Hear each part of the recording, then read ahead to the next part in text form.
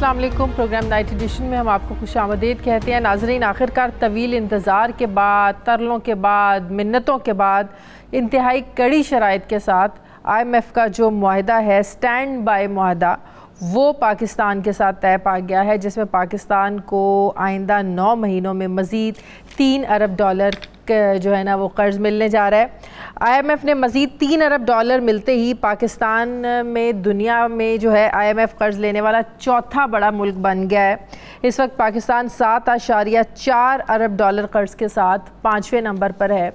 अब जो सवाल उठाए जा रहे थे कि IMF से पैसे मिलते हैं नहीं मिलते हैं, लेकिन IMF ने इसका हल ये निकाला है स्टैंड बाय अरेंजमेंट मुआहदा, जो तवील एक मुद्दती प्रोग्राम है और ये ऐसे ममालिक को प्रोग्राम ये दिया जाता है जो बहुत ही मुश्किल से जिनका मुआशी हालात जो हैं वो चल रहे हों और उनको संभाला देने के लिए, मतलब कि बहुत ही इसको कहना हम ये कह सकते हैं कि फौरी तिब्बी इमदाद के तौर पर यह मुआहदा जो है वो दिया जाता है ऐसे ममालिक को जिनकी इकॉनमी बहुत ज़्यादा दिन ब दिन गिरती जा रही हो। लेकिन मैं आपको ये बताना चाहती हूँ कि आज जो नून लीग क्रेडिट ले रही है कि IMF के साथ मुआहदा शायद उन्हीं की वजह से, उन्हीं की कोशिशों की वजह से ये मुआहदा तय पा गया है। अब सवाल ये है कि माजी में अगर IMF के साथ मुआहदा करके मुल्क की खुद मुख्तारी को दाव पे लगाया जा रहा था, मुल्क को गिरवी रखा जा रहा था, तो आज नून लीग वाले क्यों खुशी के शादियाने बजा रहे हैं?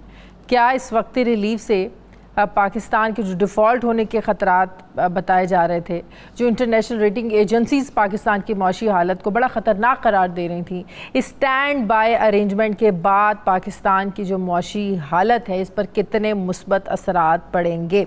मैं डॉक्टर आबिद सुलेही साहब माहिर मौशियात मुझे ज्वाइन करें, उनसे बात करते हैं। अस्सलाम वालेकुम, बहुत बहुत शुक्रिया डॉक्टर साहब आपका। डॉक्टर साहब, सबसे पहले तो ये ज़रा बता दें, हम तो ये खुश हो रहे हैं कि शायद वाकई हमें पैसे मिल गए हैं, लेकिन जब आज ये डेफिनेशन सामने आई स्टैंड बाय अरेंजमेंट मुआहदे की, तो इसकी डेफिनेशन पढ़ के ये पता चला कि ये तो एक सिर्फ वक्ती पाकिस्तान को रिलीफ मिलने जा रहा है।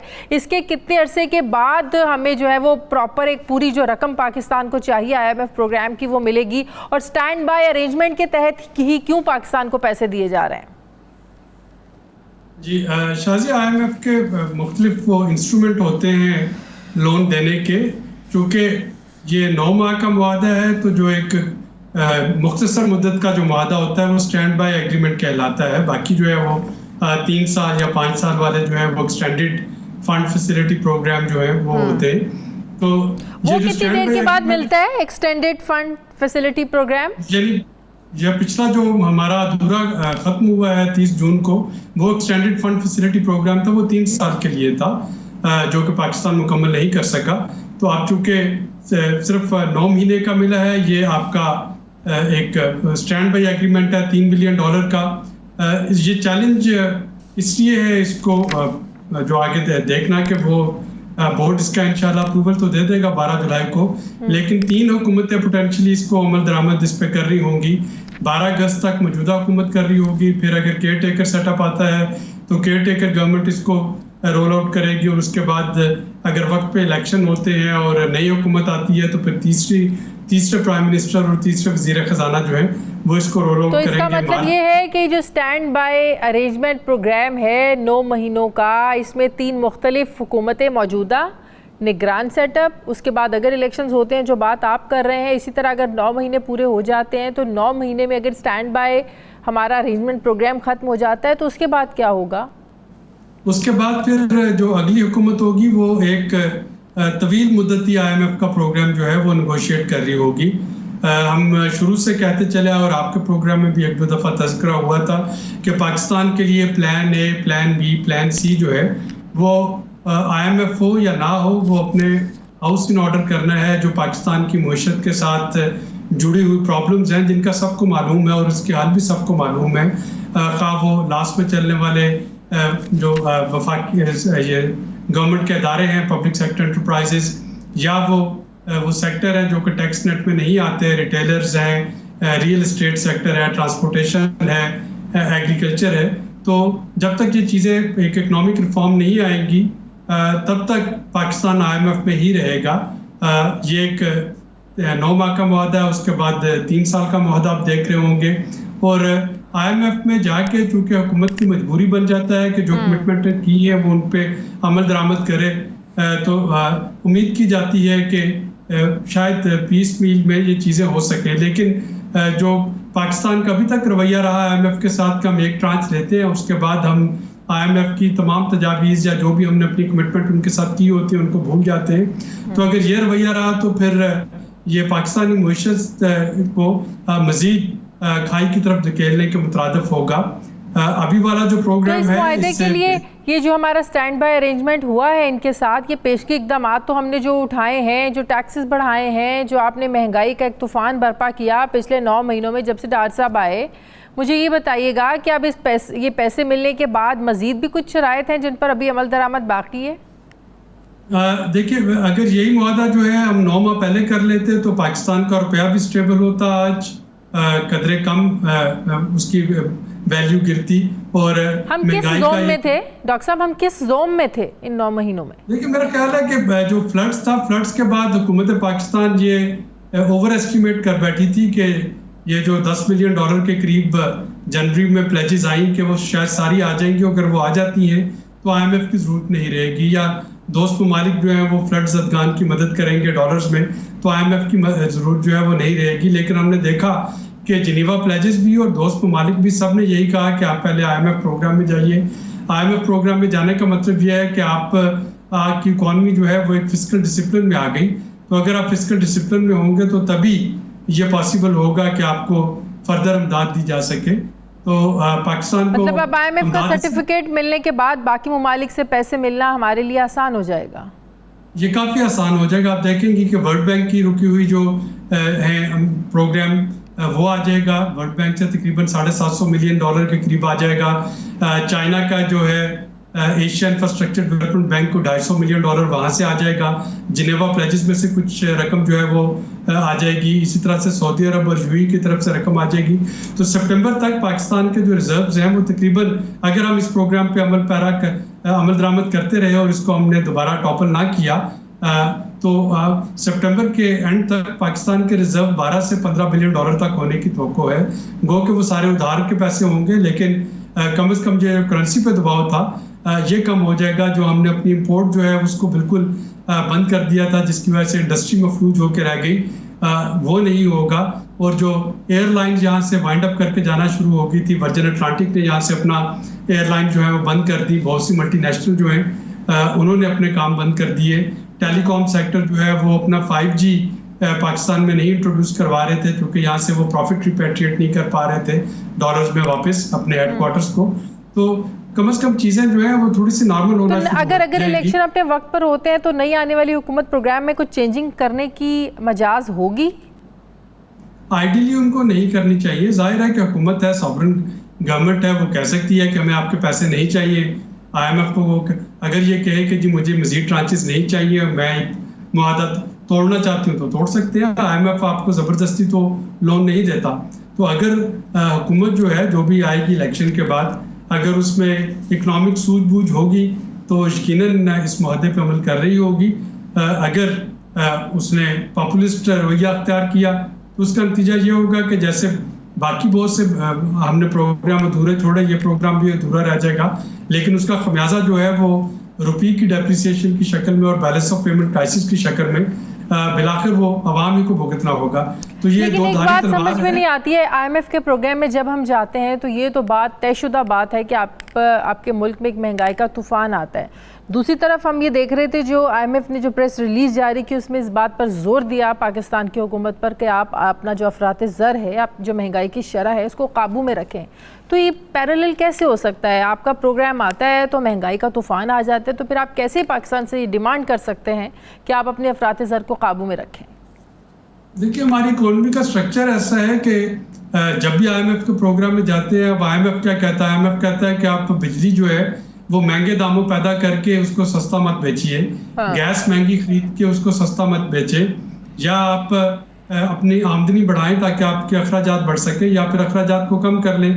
अब अगर हम 18% के करीब जो हमारी बिजली चोरी होती है, अगर हम उसको नहीं रोक पाते, या जो हमारे गैस के अनअकाउंटेड फॉर लॉसेस होते हैं अगर हम उनको नहीं रोक पाते, तो जाहिर है कि सार्फिन जो कि बिल पे कर रहे हैं उन्हीं पे इसका इजाफा होगा उन अखराजात का। इसी तरह से अगर हम टैक्स बढ़ाने के लिए जैसा कि मैंने प्रोग्राम के शुरू में कहा था कि रिटेलर्स जो है उनको टैक्स नेट पे नहीं लेके आते, या जो ट्रांसपोर्टेशन सेक्टर है उसको टैक्स नेट पे नहीं लेके आते, बिल्डर्स को टैक्स नेट पे नहीं लेके आते, एग्रीकल्चर पे इनकम टैक्स को टैक्स नेट पे नहीं लेके आते, तो फिर सैलरी क्लास पे टैक्स लगेगा। तो ये तो हमारी अपनी फिर पॉलिसीज है कि हम किस तरीके से उस प्रोग्राम को रोल आउट करते हैं। IMF आपको माइक्रो मैनेज नहीं करता, IMF आपको प्रिंसिपल बता देता है कि जी बिजली में सिर्फ टारगेटेड सब्सिडी दीजिए, आप आइडेंटिफाई कर लें कौन से कंज्यूमर ऐसे हैं जिनको सब्सिडी देनी चाहिए, बाकी सब पे आप पूरा बिल लगाइए।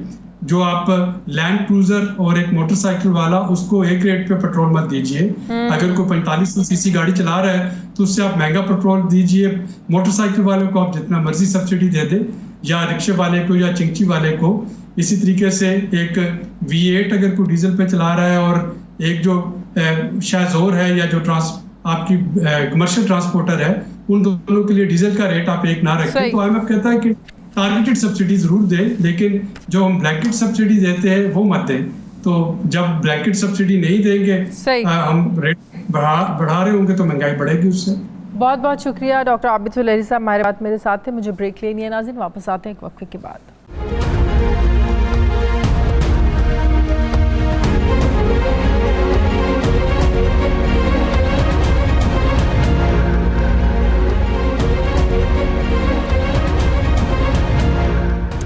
ब्रेक के बाद एक बार फिर से आपको खुशामदीद कहते हैं नाज़रीन। आजकल पाकिस्तान की जो सियासी मुस्तकबिल के फ़ैसले हैं ये दुबई में हो रहे हैं। नवाज़ शरीफ साहब भी ईद से पहले दुबई पहुंच गए थे, उनकी जो बेटी हैं मरीम नवाज़ साहिबा वो भी दुबई पहुंच गई थी, उसके बाद जरदारी साहब भी दुबई पहुंचे। और ख़बरें ये हैं कि वहाँ पर दोनों की मुलाकात में आइंदा इंतखाबात का जो सेटअप है, शेड्यूल है, निगरान सेटअप है, इंतखाबात कब होने हैं, सीट एडजस्टमेंट को लेकर मुख्तलिफ़ उमूर पर मुशावरत हुई है। जरदारी साहब तो वापस आ गए हैं, लेकिन नवाज़ शरीफ साहब ने जो अपना क़याम है दुबई में ये मज़ीद वहाँ पर बढ़ा दिया है।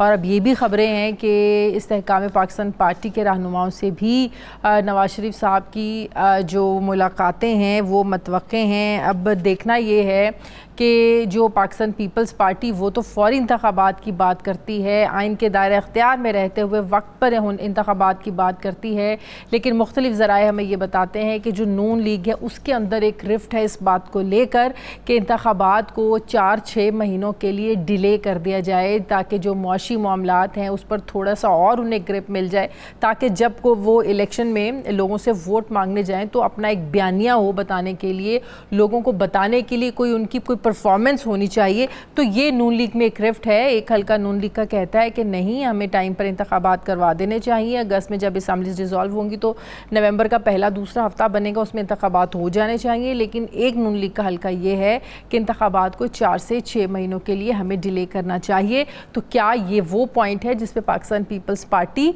और जो नून लीग है इसका एक इत्तेहाद जो है वो ख़तरे में पड़ सकता है? दोनों की जो सीट एडजस्टमेंट के मामलात हैं वो कहाँ तक पहुँचे हैं, इसी पर मैं बात करूँगी। मुझे ज्वाइन कर रहे हैं मुस्लिम लीग नून के सीनियर रहनुमा वफाकी वज़ीर हैं राना तनवीर हुसैन साहब। अस्सलाम वालेकुम, बहुत बहुत शुक्रिया राना साहब आपको।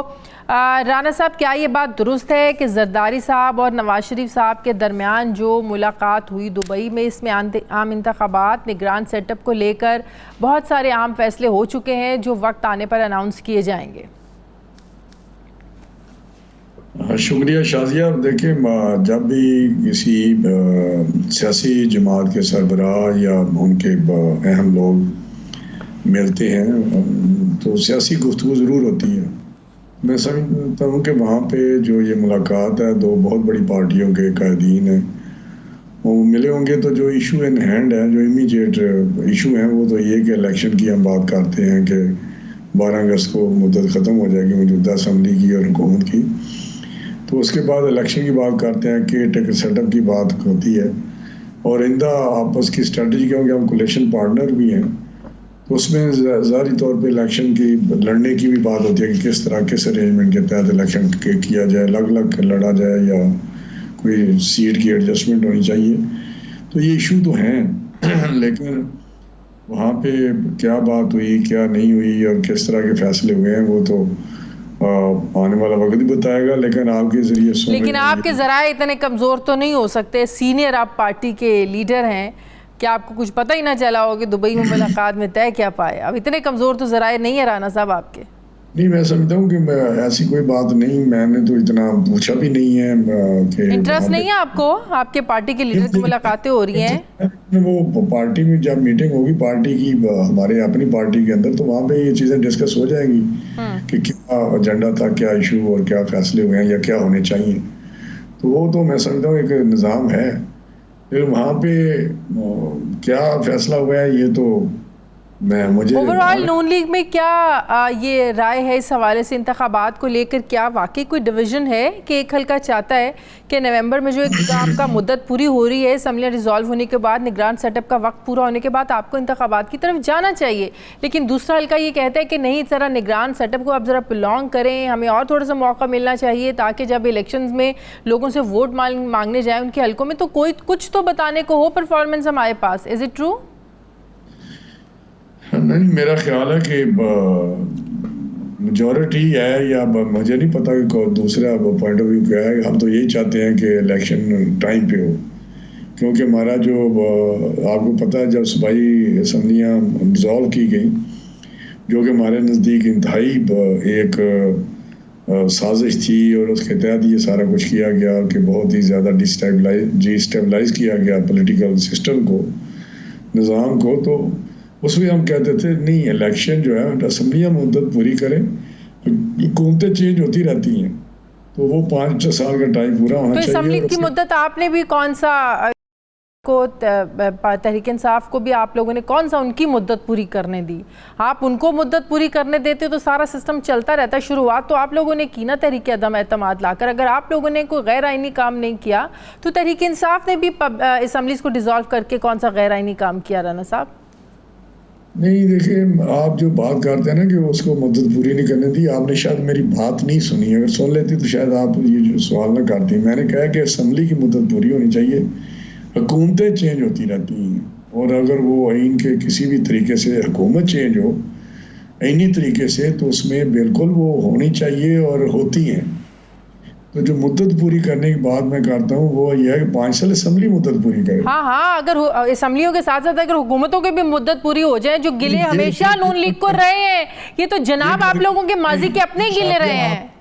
आप ये पुश तो नहीं कर सकते, इम्पोज कर सकती हैं ये फैसले कि अगर हुकूमत परफॉर्म नहीं कर रही, हुकूमत तबाही मचा रही है, हुकूमत एंटी स्टेट एक्टिविटी में की तरफ एजेंडा जा रहा है उनका, तो उस पर अगर कोई जो लेजिस्लेटर हैं, जो असम्बली नेशनल असम्बली के मेंबर्स हैं या सूबाई असम्बली के मेंबर और चीफ मिनिस्टर को या प्राइम मिनिस्टर को अदम एतमाद करना चाहते हैं, तो आप ये जबरदस्ती कर सकते हैं। राना साहब, माजरत के साथ तहरीक अदम एतमाद के बाद मुल्क के जो मुआशी हालात हैं, जिसकी बिना पर आप अदम एतमाद लेकर आए, वो वर्ष से वर्ष तरीन ही हुए हैं। वर्ष से वर्ष तरीन नहीं हुए। मेरी बात सुन लीजिए, आपकी मेरा हाल आपकी नज़र में आपकी असेसमेंट होगी, लेकिन ये बात आपने देखा नहीं ना। अगर वो रहता शख्स तो फिर देखते पाकिस्तान के साथ क्या होता है, वो डिफ़ॉल्ट होता, क्या क्या होना था यहाँ पे जो होने जा रहा था।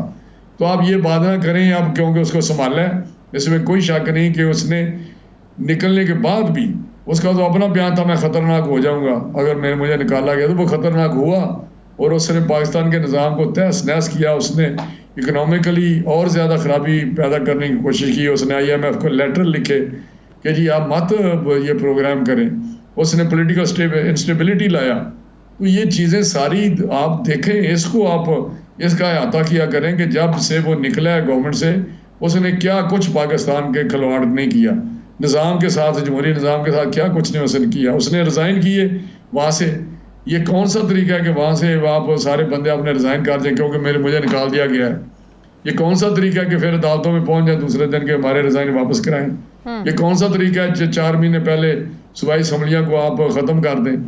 ये अरेंजमेंट नहीं है यहाँ के कॉन्स्टिट्यूशन के सिस्टम में इलेक्शनों की। मैं आपको बता रहा हूँ, ये गलत इंटरप्रेट होता है।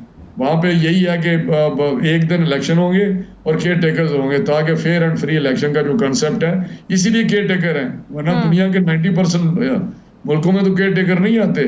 वहाँ तो सिटिंग गवर्नमेंट ही इलेक्शन कराती है। तो ये इस बात के कितने चांसेस हैं कि जो निगरान सेटअप है उसका मैं जरूरी समझता जवाब देना कि हम चाहते हैं टाइम पे इलेक्शन हो। हाँ, यही मैं पूछने लगी हूँ कि कितने चांसेस हैं कि तवील मुद्दती सेटअप हो। मेरी बात सुन ली शाहज़ा, मैं बिल्कुल, क्योंकि इसमें मैं चाहता हूँ मेरा ये पॉइंट ऑफ रजिस्टर हो। हमारी पार्टी चाहती है कि टाइम पे इलेक्शन हो। 12 अगस्त को ख़त्म हो जाएगा तो ये 60 डेज में इलेक्शन हो। 90 डेज में भी नहीं, मैं नहीं चाहता, ये मेरी ज़ाती है, मैं चाहता हूँ 60 डेज में इलेक्शन हो। वाकई वज़ीर तालीम राना तनवीर हुसैन साहब, मेरे बहुत शुक्रिया आपका। मुझे ब्रेक लेनी है नाज़रीन, वापस आते हैं एक वक्फे के बाद।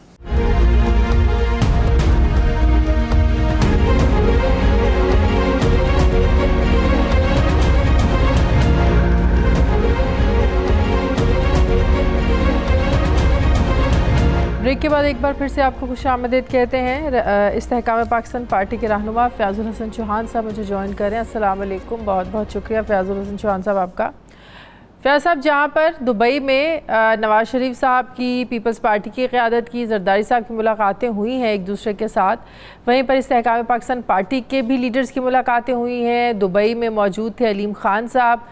क्या आप ये कंफर्म करते हैं कि इस्तेहकाम पाकिस्तान पार्टी भी सारे प्रोसेस का हिस्सा थी, जिसमें निगरान सेटअप, आम इंतखाबात से लेकर कब इंतखाबात होंगे, इलेक्शन की डेट तक जो भी मामला डिस्कशंस में आए, क्या इस्तेहकाम पाकिस्तान पार्टी उसका हिस्सा थी? बिस्मिल्लाहिर्रहमानिर्रहीम। मेरी इंफॉर्मेशन के मुताबिक ऐसी कोई मुलाकात नहीं हुई, ना जरदारी साहब से ना नवाज शरीफ साहब से। बाकी मीडिया की तरफ से ये परसेप्शंस क्रिएट की जा रही हैं और ये प्रेडिक्शंस भी की जा रही हैं, ये मीडिया की तरफ से है, मेरी इंफॉर्मेशन नहीं है। तो इसका मतलब है आइंदा जो सारा सेटअप है वो नवाज शरीफ साहब और जरदारी साहब, सब कुछ सारे मामला उन्हीं के हाथ में हैं, वही तय करें, आप लोगों का कोई ताल्लुक नहीं है, इंटरेस्ट नहीं है, कब इंतखाबात होने हैं, किसके साथ सीट एडजस्टमेंट करनी है नहीं करनी है, आप लोग क्या इस सारे मामले का हिस्सा नहीं बनना चाहते हैं? आजिया, वो फारसी का मुहावरा है कि दिल्ली हनूज दूरस्त, अभी बहुत दूर है इलेक्शन। अभी जनाब जब अनाउंस होंगे, जब ये असम्बली टूटेगी, फिर उसके बाद शेड्यूल आएगा। 1 महीना तो रह गया असम्बलीज डिसॉल्व होने में, तकरीबन 1.5 महीना रह गया असम्बली। कितनी दूर की बात है? आप दूर किस हवाले से बात करें कि इलेक्शंस अभी दूर हैं, इलेक्शंस नहीं अभी होंगे? असल मसला ये है कि ये जो एडजस्टमेंट्स होती हैं, ये जो इत्तेहाद होते हैं, ये जब इलेक्शन अनाउंस होगा, election commission election schedule announce करेगा, ये उसके बाद की बातें हैं। अभी तो फिलहाल हम अपनी पार्टी की ऑर्गेनाइजेशन की तरफ तवज्जो दे रहे हैं, मैनिफेस्टो, फिर उसकी रजिस्ट्रेशन, फिर उसके इंतखाबी निशान, और हम उसकी तरफ जनाब हमारी सारी तवज्जो है।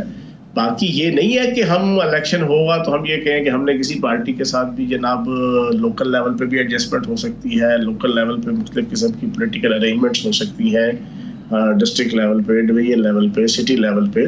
ये सारी चीज़ें जो है ना उस वक्त की बात है, जब इलेक्शन शेड्यूल अनाउंस होगा तो उस वक्त की बात है। इलेक्शन कमीशन को इख्तियारात देने के बाद क्या आपको लगता है कि आम इंतखाबात वक्त पर होंगे? देखें, इलेक्शन के हवाले से मेरी ये ज़ाती एक परसेप्शन है, पार्टी की नहीं है, कि आइन के अंदर क्लियर कट लिखा हुआ है। आइन की 2 शिक्के हैं। एक शिक ये है कि जब भी आपका ऑफिशियल मरदमशुमारी का रिजल्ट अनाउंस होगा, जिसको ऑफिशियल गजट अनाउंसमेंट कहते हैं, उसके बाद रियासत पाकिस्तान पाबंद है कि जो भी इलेक्शन होगा कौमी सूबाई असम्बली का, उसके लिए नई हदबंदियां की जाएगी। वो इलेक्शन नई हदबंदियों के ऊपर होगा। ये आइन के अंदर क्लियर कट लिखा हुआ है। अब सूरत हाल ये है कि अभी तक आपकी मरदमशुमारी ही कंप्लीट नहीं हुई। मरदमशुमारी कंप्लीट होने में जो मुझे हालात व वाक़यात नजर आ रहे हैं, 2 से 3 माह अभी मरदमशुमारी का जो इनिशियल प्रोसेस होता है, कंप्लीट हो भी जाए तो इस पर इत्तफाक राय नहीं होता है। पंजाब से अलग आवाजें उठती हैं, सिंध से अलग आवाजें उठती हैं, जमात इस्लामी अलग आवाजें उठाती है। तो यही वाली बात जो आप कर रही है ना, अभी आप मेरी बात सुन लेना। अभी आपका ऑफिशियल गिनती ही पूरी नहीं हुई। अच्छा, जब गिनती पूरी नहीं हुई, लेकिन बलोचिस्तान की तरफ से, कराची MQM की तरफ से, कराची जमात इस्लामी की तरफ से, कराची की पार्टियों की तरफ से भी अभी एप्रीहेंशन, रिजर्वेशंस आ रही हैं, एतराज़ात आ रहे हैं। लेकिन बहरहाल वो एतराज़ात भी आपने कवर कर लिए 2-3-4 माह के अंदर। तो जब आप ऑफिशियली अनाउंस करेंगे मरदमशुमारी 2 महीने, 3 महीने, 4 महीने बाद, तो फिर आइन तकाजा करता है कि नई हदबंदियां कौमी असम्बली और सूबाई असम्बली की हो। अब नई हदबंदियां इतना आसान काम नहीं है, उसमें भी आपका 3-4 महीने का प्रोसेस जो है वो कम से कम वो लग जाता है। तो मेरी जाती परसेप्शन ये है कि इलेक्शन कहीं अगले साल मार्च और नवंबर के दरमियान कहीं पे जाके। तो इसका मतलब ये हुआ कि निगरान सेटअप 6 से 8 महीने का हो सकता है, ये कह रहे हैं आप? वो तो आपको अब वो तो प्रैक्टिस हो चुकी है ना केपीके के अंदर और पंजाब के अंदर। तो क्या ये अच्छी प्रैक्टिस है? आइन को साइड पर रख कर ये प्रैक्टिस अच्छी है क्या? क्या ये भी अच्छी चीज है कि आप पाकिस्तान के अंदर जान के ऐसी पोलराइजेशन क्रिएट करें कि दो सूबों को बाकी दो सूबों से एक अलहदा इलेक्शन का कल्चर दे के आगे पाकिस्तान का जनाब एक सेंट्रल और एक फेडरलिज्म जो है ना वो अच्छी खासी कमज़ोर हुई है तासुबात की वजह से, लसानी तासुबात, सूबाई तासुबात, फिर टीटीपी, फिर पीटीएम, फिर इस तरह की और बहुत सी जनाब जो फिगर्स हैं।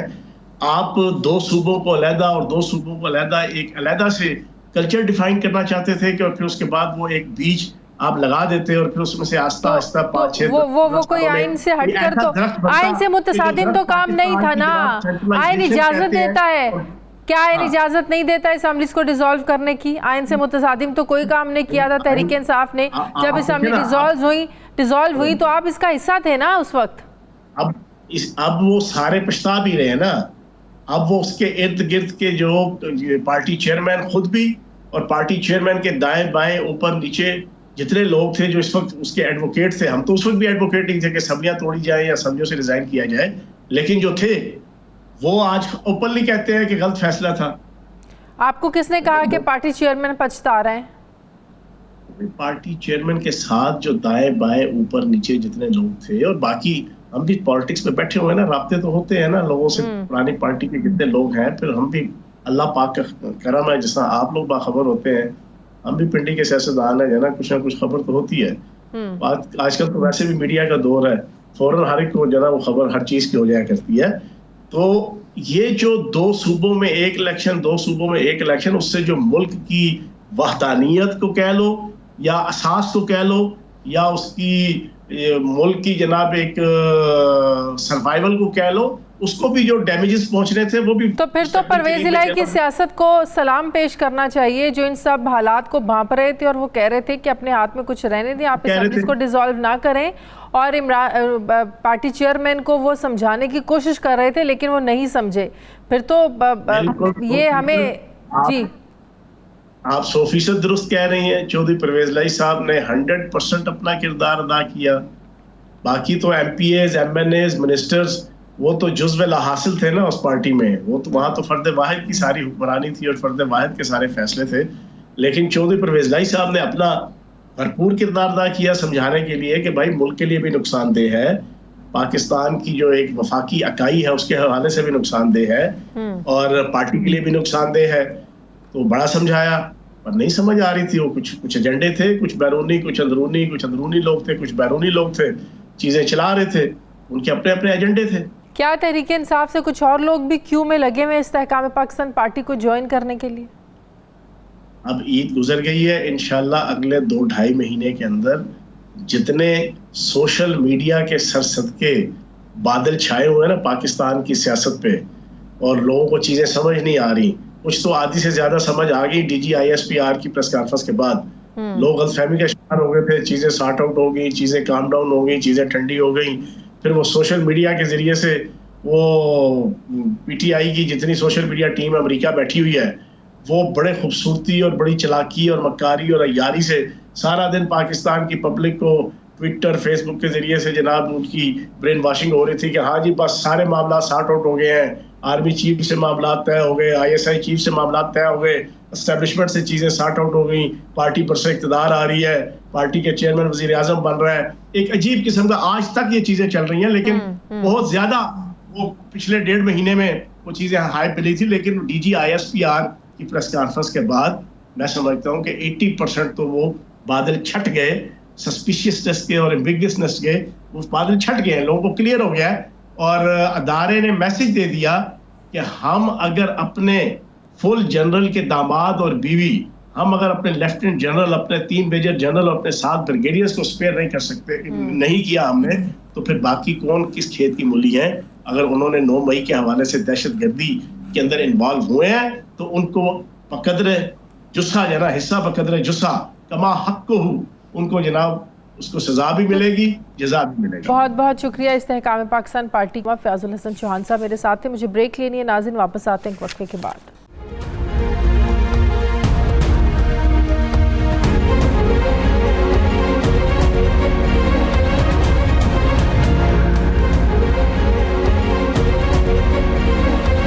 ब्रेक के बाद एक बार फिर से आपको खुशामदीद कहते हैं नाज़रीन। भारतीय टीम पाकिस्तान आए ना आए, लेकिन क्या पाकिस्तान की टीम को भारत जाकर वर्ल्ड कप खेलना चाहिए। वर्ल्ड कप 2023 का बिगल बच चुका है। इस बार जो क्रिकेट वर्ल्ड कप है इसकी मेज़बानी भारत कर रहा है। वनडे वर्ल्ड कप रवां साल 5 अक्टूबर से 19 नवंबर तक भारत के 10 शहरों में खेला जा रहा है।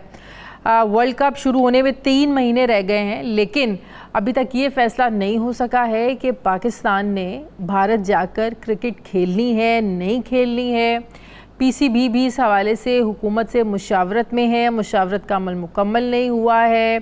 ज़राए बता रहे हैं कि पीसीबी तो इजाज़त मांग रहा है, लेकिन हुकूमत इस मामले को देख रही है। हमें देखना है कि सिर्फ क्रिकेट के हवाले से पाकिस्तान और भारत रिवायती हरीफ नहीं हैं, बल्कि ये सरहदी और सिफारती महाज पर भी दोनों ममालिक की एक बड़ी तल्ख यादें हैं, तल्ख तारीख़ है, माजी में बहुत कुछ है।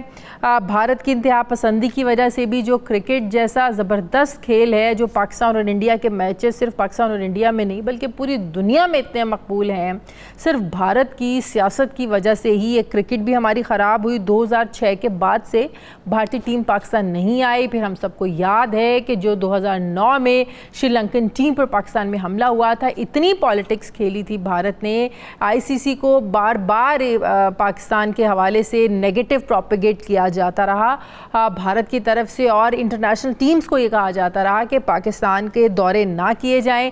लेकिन फिर अल्लाह ताला ने पाकिस्तान का साथ दिया और एक वक्त आया कि इंटरनेशनल टीम्स ने पाकिस्तान के दौरे करना शुरू किए। लेकिन अब ये जो बहस है कि इतने जहां महाज खुले हुए हैं कश्मीर को लेकर, 5 अगस्त के इक़दामात से लेकर जब ये डिसाइड है कि पाकिस्तान ने भारत के साथ तब तक किसी किस्म का कोई डायलॉग नहीं करना है, कोई तिजारत नहीं करनी है, किसी किस्म के कोई ताल्लुकात रवाबित नहीं रखने हैं, जब तक भारत कश्मीर के जो 5 अगस्त से इक़दामात हैं उनको रिवर्स नहीं कर लेता, उनको वापस नहीं ले लेता, तब तक भारत के साथ किसी किस्म की बात नहीं हो सकती। लेकिन अब जब क्रिकेट वर्ल्ड कप सर पर है तो पाकिस्तान को क्या करना चाहिए, मैं बात करूंगी। मुझे ज्वाइन कर रहे हैं दिफाई तज्ज़ियाकार lieutenant general retired Naeem Khalid Lodhi साहब। अस्सलाम वालेकुम, बहुत बहुत शुक्रिया जनरल साहब आपका। जनरल साहब, कभी मैंगो डिप्लोमेसी हमने देखी है पाकिस्तान और भारत के बीच में, कभी क्रिकेट डिप्लोमेसी देखी है हमने पाकिस्तान और इंडिया के बीच में, तो अब जबकि इतने महाज खुले हैं पाकिस्तान और भारत के बीच में, सरहदी, सिफारती, कश्मीर के मामलात, और अब जब वर्ल्ड कप होने जा रहा है तो इस कश्मकश में है कि जाना चाहिए या नहीं जाना चाहिए। जी बहुत शुक्रिया। मेरे ख्याल कश्मकश की तो कोई ज़रूरत नहीं है, इट इज़ वेरी सिंपल। एक तो देखें ना, पॉलिटिकल डिप्लोमेटिक लेवल की बात है। इसमें अगर भारत ये समझे कि पाकिस्तान के कोई अंदरूनी मसाइल हैं या ये इकनॉमिकली कमज़ोर है, तो ये तो कोई बात नहीं बनती, बराबरी की बात है। और उन्होंने, आपको पता है कि इंडियन प्रीमियर लीग में हमारे खिलाड़ियों को नहीं इंडक्ट होने दिया। जो एशियन कप पाकिस्तान में होना है उसमें उन्होंने आने से इनकार किया, जो सितंबर में होना है उसके लिए एक हाइब्रिड प्रोग्राम बनाया गया कि ये उनके मैचेस जो है ना बाहर होंगे।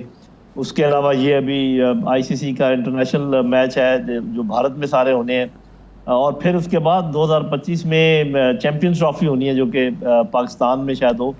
तो ये सारी चीज़ों को मद्देनज़र रखते हुए या तो मुआहदा करें ना, नंबर 1 कि आईपीएल में पाकिस्तानी खिलाड़ियों को दोबारा लेने का वादा करें। ये जो एशियन कप है इसमें वो कहें कि जी ठीक है, क्योंकि आपको पता है कि पिछले 1-2 साल में 4-5 इंटरनेशनल टीमें पाकिस्तान के दौरे कर चुकी हैं और अल्लाह के फजलो करम से ठीक ठाक सब कुछ हुआ है। बिल्कुल।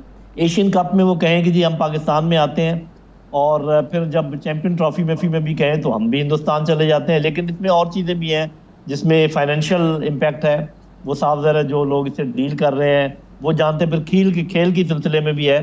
तो मैं तो इस चीज़ का हामी हूँ कि अगर किसी भी तरीके से कोई बर्फ़ पिघलती है और हम कश्मीरियों के लिए कोई ऐसा काम कर सकते हैं कि उन पर कोई आसानी पैदा हो जाए, तो मेरा ख्याल इसमें हर्ज कोई नहीं है।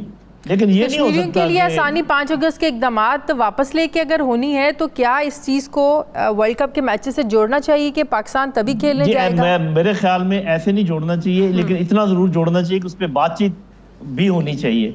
लेकिन इसको ऐसे डायरेक्ट जोड़ने के बजाय हमें इसको खेलों के मैदान ही में जोड़ना चाहिए मेरे ख्याल में।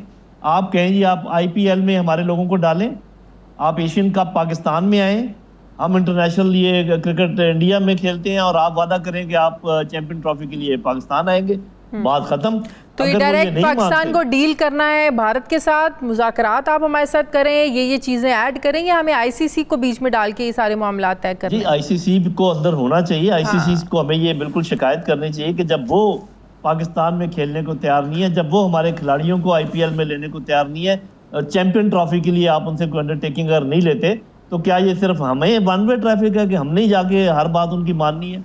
उसके अलावा जनरल सिक्योरिटी के प्रॉब्लम्स हो सकते हैं पाकिस्तानी टीम को हिंदुस्तान में। आपको पता है कि वो क्या कर रहे हैं वहां पर अपने लोगों के साथ। तो मेरा ख्याल है कि इसमें सिक्योरिटी का मसला भी है, इसमें फाइनेंसेस इन्वॉल्व भी है, लेकिन डिप्लोमेटिकली मैं समझता हूँ कि जैसे को तैसा की बुनियाद के ऊपर अगर वो नहीं इधर आके खेलते तो हमें क्या मुसीबत पड़ी है कि हम आप देखें ना, बिलावल भुट्टो ने जो रिसेंटली दौरा किया जिस पर बड़ी तनकीद हुई, जिस तरीके से उनको ट्रीट किया गया बिलावल भुट्टो को, उस पर भी बहुत ज़्यादा क्रिटिसाइज़ किया कि हमें बिलावल भुट्टो को जाना ही नहीं चाहिए था।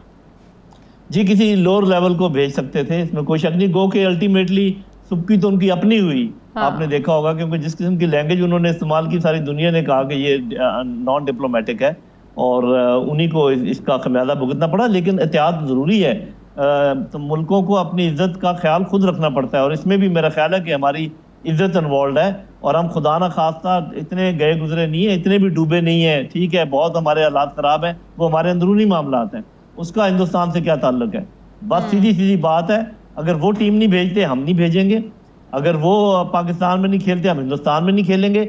अगर एशियन कप के सिलसिले में एक हाइब्रिड अरेंजमेंट हो सकती है तो इस सिलसिले में हाइब्रिड जनरल साहब, वैसे ये बात तो कोई आज तो हमें पता नहीं चली कि भारत में इस बार वर्ल्ड कप होना है और भारत इसको होस्ट करने जा रहा है। ये मामला तो बहुत देर पहले तय हो जाने चाहिए थे। अब जब वर्ल्ड कप सर पे है तो अब हम इस बहस में पड़ गए हैं कि जाना या नहीं जाना, और अब आप इजाज़त तलब कर रहे हैं। ये कोई दिनों में तो फैसला नहीं हुआ कि भारत में मैचेस हो रहे हैं, ये तो तय था। जी, लेकिन मेरा अपना ख्याल है कि नजम सेठी साहब ने बड़ा वाशगाफ एक बयान दिया था। उन्होंने कहा था कि ठीक है, अगर एशियन कप के लिए वो नहीं आएंगे तो हम भी इस इंटरनेशनल ट्रॉफी के लिए नहीं जाएंगे, ये उन्होंने कहा था। अब मुझे नहीं पता, अब चूंकि वो है नहीं इंचार्ज, और अभी ये भी आप देख लें हमारे अंदरूनी मामलात में कि अभी तक आप किसी को अपने क्रिकेट का हेड बना ही नहीं सके। हाँ। वो यहाँ भी पॉलिटिक्स चल रही है कि एक कैंडिडेट जो है वो नून लीग का है, एक पाकिस्तान पीपल्स पार्टी का है। अरे भाई, कोई खिलाड़ी तलाश करो, कोई अच्छा मैनेजर तलाश करो, कोई न्यूट्रल बंदा तलाश करो, इससे निकलो। आपने हर चीज में घुसा दिया है अपनी पॉलिटिक्स को, तो फिर मुल्क का यही हाल होगा जो होगा। बहरहाल, चूंकि ये इस वक्त हमारा टॉपिक नहीं है, मेरा सीधा सीधा ये काम मैं समझता हूँ जैसे को तैसा। अगर वो इधर आके नहीं खेलते, हमें उनकी मिन्नतें करने की कोई जरूरत नहीं है, लेकिन ICC में हमें ये पॉइंट जरूर लेके जाना चाहिए। पहले तो जाहिर है वर्ल्ड कप है ना, तो ये सब चीजें रिटर्न एक एग्रीमेंट में हो सकती है ना कि इसके बाद जो मैचेस होंगे आप आकर खेलें, तो पाकिस्तान राजी हो सकता है। जी नहीं, पहले एशियन कप जो है वो इससे पहले है, वर्ल्ड कप से पहले है एशियन कप, वो सितंबर में है और ये अक्टूबर नवंबर में है। तो ये तो हो ही सकता है ना, इन दोनों पे मुआहदा कर लें, क्योंकि एशियन कप का ऑलरेडी फैसला हो गया है कि वो हाइब्रिड होगा और कुछ मैचेस बाहर खेले जाएंगे। तो अगर उसका फैसला हाइब्रिड का हो गया तो इसका भी हाइब्रिड का होना चाहिए कि इंडिया पाकिस्तान के मैचेस किसी थर्ड कंट्री में होंगे। अगर वो मानते हैं कि जी ठीक है, हाइब्रिड को छोड़ो, हम पाकिस्तान में आते हैं, तो हम भी मान जाएं, क्योंकि मेरा ख्याल में किसी न किसी तरीके से बर्फ पिघलने में मजायका कोई नहीं है। जी बहुत शुक्रिया दिफाई तज्जियाकार लेफ्टिनेंट जनरल रिटायर्ड नईम दोदी साहब मेरे साथ थे, बहुत शुक्रिया आपका। प्रोग्राम का वक्त खत्म हो गया। नाज़रीन, फीडबैक ज़रूर दें, अपना ख्याल रखें, मुझे इजाज़त दें, अल्लाह हाफिज़।